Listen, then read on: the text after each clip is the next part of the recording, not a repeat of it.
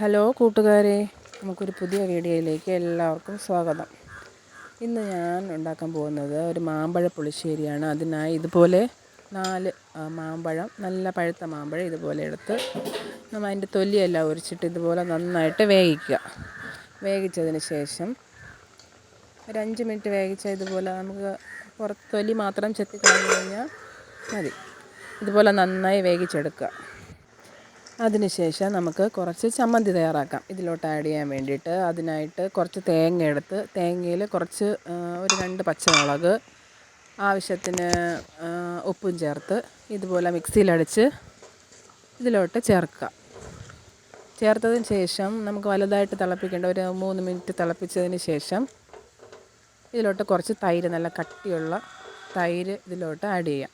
അപ്പം നല്ലൊരു പുളിയും ഉപ്പും എല്ലാം ചേർന്ന് ഒരു രുചി വരും.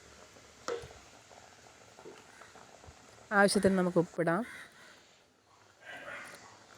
അതിനുശേഷം ഇതുപോലെ തൈര് ആഡ് ചെയ്യാം.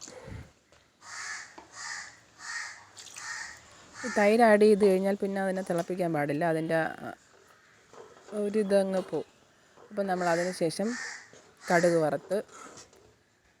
വറുക്കാൻ കുറച്ച് ഓയിലെടുത്ത് ചൂടാക്കി അതിലോട്ട് നമുക്ക് കുറച്ച് കടുകും കറിവേപ്പില, വറ്റൽമുളക് ഒക്കെ ചേർത്ത് ഇതിലോട്ട് ഒഴിക്കുക. അപ്പോൾ നമ്മുടെ മാമ്പഴ പുളിശ്ശേരി ഇവിടെ റെഡി ആയിട്ടുണ്ട്. എല്ലാവർക്കും ഇഷ്ടമായെന്ന് വിചാരിക്കുന്നു. പുതിയ വീഡിയോയുമായി വീണ്ടും വരാം. ബൈ.